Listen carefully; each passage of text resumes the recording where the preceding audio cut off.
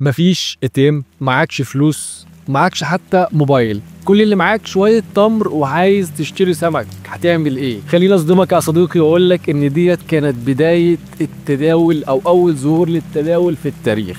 كل اللي كان بيحصل واحد معاه شويه تمر او بلح بيدور على حد معاه سمك عايز يشتري تمر. لازم يكون عايز يشتري تمر، لان انت لو رحت لواحد وعايز تبيع له التمر وهو مش محتاجه مش هيشتري منك، لان هو كل واحد في الوقت ده بيدور على احتياجاته. وديت كانت بداية التداول. اخدك من ايدك ونجري شويتين تلاتة لو انت في التاريخ كده لحد ما نوصل للقرن ال17 تحديدا سنة 1634 ل 1637، والوقت ده كانت بداية ظهور اغرب فقاعة في التاريخ وهي زهرة التوليب. زهرة التوليب أصلها تركي، بدأت إن هي تتوزع في أوروبا وتوصل لهولندا، ومع وصولها لهولندا بدأ الناس الأغنياء والأثرياء يعجبوا بيها بسبب ألوانها الملفتة وأول مرة يشوفوها، واعجبوا جدا بالزهره ديت لدرجه ان هم اعتبروها رمز للثراء والفخامه، زي الناس اللي بتلبس ساعات غاليه برستيج وكده. مش عايز اصدمك واقول لك ان حتى الفقراء اعجبوا بالزهره وبدأ ان هم يجروا وراها وعايزين يشتروها. وخليني اعرفك ان زهره التوليب ما بتتزرعش بسهوله، بتاخد وقت طويل جدا لحد ما تطلع. ده خلاها مطلوبه اكتر لدرجه ان الناس بدأوا يعملوا عقود وصكوك مستقبليه على وعد ان الزهره تيجي ويتم بيعها. كل اللي كان بيحصل بتدفع جزء من السعر لحد ما الزهره توصلك بالسلامه. وخليني اقول لك ان من غير ما يعرفوا كانت ديت بدايه التداول الحقيقي على زهره غير منطقيه. عشان تعرف قد ايه الموضوع كان كبير ومرحله الجنون وصلت فيه لدرجه عاليه جدا، عقد واحد او صك واحد على زهره نادره اسمها سمبر اغسطس وصل وقتها الزهره ديت او العقد ده تمن بيت كبير في امستردام. ده بالظبط لما احمد مظهر باع العتبه الخضراء لاسماعيل ياسين. يا ولاد المجانين، وقتها ناس كتيره باعت اراضيها، باعت بيوتها عشان يشاركوا في اللعبه دي، ودخل السوق ناس غير متخصصين بالمره زي الخبازين، زي الفلاحين، زي النجارين، كل واحد دخل بما يملك. غريبة ان كل دول داخلين على زهرة هم ما شوفوهاش بعينيهم اصلا. المفاجأة الكبرى سنة 1637 كان في مزاد كبير على ان هو يبيع كمية كبيرة من زهرة التوليب. مفيش حد اشترى ولا زهرة، والكل قرر وقتها ان هو يبيع، وبالتالي الزهرة من قمة مستواها لأدنى مستوى في سعرها. بسبب اللي حصل دوت كان في خسائر مهولة. الدولة حاولت ان هي تعوض الناس اللي خسرت، ولكن محدش قدر يعوض اي حد لان الخسائر المادية كانت كبيرة فوق مستوى الدولة. لو سمحت ممكن ايدك، ما تخافش ما تخافش، هاخدك بس من ايدك كده ونطلع على القرن ال18 في وول ستريت امريكا. الحمد لله على السلامه يا صديقي، وصلنا بالسلامه لول ستريت في نيويورك في امريكا، وتحديدا سنه 1792 مع مجموعه من 24 سمسار تحت شجره جميز في شارع وول ستريت في نيويورك. الشجره ديت اسمها باتن وود في شارع وول ستريت في مانهاتن في نيويورك، والاتفاق عرف وقتها بباتن وود اجريمنت. الاتفاق كان بسيط جدا، وهو ان احنا هنتداول على الاسهم ما بيننا بالاتفاق على عموله ثابته، وبالاتفاق دوت يكون بدات اول سوق للاسهم منظمه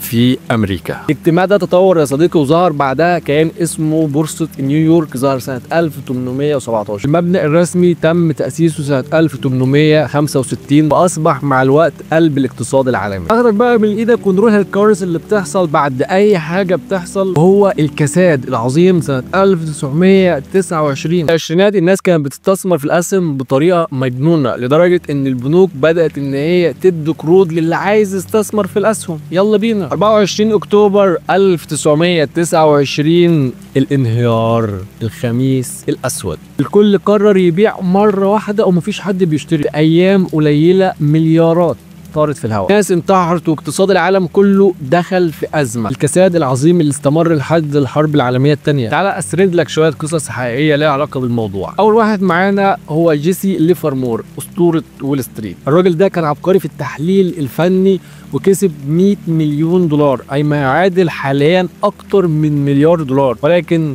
الحلو ما بيكملش ويخسر كل ثروته وتنتهي حياته حياة مأساوية. تاني حد معانا وهو بيرني مادوف، المحتال الأعظم. الراجل دوت قدر ان هو يضحك على الناس في اكتر من 65 مليار دولار. كل اللي كان معتمد عليه ان هو بياخد من الناس الجديده ويدي الناس القديمه. الراجل ده لانه هو كان مشهور فالناس كانت واثقه فيه، ولكن انفضح سنه 2008 واتحكم عليه باكتر من 150 سنه. التسعينات لحد دلوقتي التداول بدا ياخد شكل جديد خالص، وهو الموبايلات والكمبيوتر، والناس بدات اصلا ما تروحش البورصه، وكل اللي هم بيعملوه من خلال الموبايل بتاعهم. برامج كتيره مشهوره زي اولمبي تريد، زي اي كيو اوبشن، زي العديد من البرامج اللي احنا بنشوفها وبتوهمك ان انت هتكسب فلوس بسهوله، هتبقى مالتي مليونير في اقل من شهر. ده الكلام اللي بيوصلنا وبنشوفه من خلال الاعلانات الترويجيه ليهم. ولكن اصدمك يا صديقي ان البرامج ديت غير مرخصة أو ملهاش علاقة بالبورصة تمام. هي أصلا الشركات ديت موجودة في دول ما بتحطش قوانين، أو أي حد عايز يفتح شركة يتفضل أهلا بيك يا باشا. أحب أقول لك إن المنصات ديت حقيقية، ولكن بتعتمد في نظام التشغيل بتاعها الرهان ضد الشركة. يعني كل ما تخسر الشركة تكسب. بعض الادله على الكلام اللي انا بقوله دوت، شاب من المنصوره دخل في اول يوم قدر ان هو يكسب 1500 جنيه، تاني يوم كان مديون باكتر من 70,000 جنيه. ست تانيه من الجزائر بدات ان هي تبيع الذهب بتاعها وتدخل تتداول في شركه محترمه المفروض، ولكن بعد ما كسبت تم قفل حسابها. شاب سعودي دخل على منصه بيمو بعد ما قدر ان هو يكسب ويتفرج على شويه على فيديوهات على يوتيوب ويحقق ارباح، وسحب بالبعض منها، ولكن بعد كده حسابه اتحظر. فالشركات ديت غير قانونيه، انت حتى لما يتقفل حسابك مش هتعرف تاخد وتدي معاهم. التداول حقيقي يا صديقي، ولكن في منصات للتداول الحقيقي ومترخصه ومن جهات رسميه زي ايه، زي اكس تي بي، زي افا تريدر، زي منصات تانيه معروف. اهم حاجه لو قررت تدخل التداول لازم تكون عارف ان هو بيعتمد على 3 أو 4 حاجات، زي التحليل الفني، تحليل اقتصادي، متابعه الاخبار، واداره المخاطر. يعني لما تيجي تخسر فلوسك تبقى انت عارف انت هتخسر وقيمه قد ايه، مش كل فلوسك الحمل بما حمل. اخر حاجه معانا وهي الاي اي، الذكاء الاصطناعي. دلوقتي في شركات بتستخدم روبوتات تداول اسرع من البشر، بتتنبأ بحركات السوق عن طريق البيانات. وفي تجارب برضه لبورصات جوه الميتافيرس. تخيل معايا كده تبقى قاعد في بيتكم لابس نظاره الفي ار بتتداول في بورصه نيويورك، طبعا في الواقع الافتراضي، وفي ناس برضه معاك بتتداول في الموضوع. فالموضوع في نهاية الفيديو يا صديقي لازم تعرف ان في انواع كتيرة من التداول مش حرام، لكنها مش سهلة. لو انت داخل تكسب بسرعة فاعرف ان انت هتخسر بسرعة، لكن لو ناوي تتعلم وتفهم وتصبر وقتها ممكن تكون قصة نجاح. واي نوت؟ قول لي وسيب لي، انت تداولت قبل كده؟ كسبت، خسرت، ولا لسه ما دخلتش المجال؟ سيب لي رأيك، وسيب لي رأيك في الحلقة ككل، وعايز الحلقة الجاية تكون عن ايه.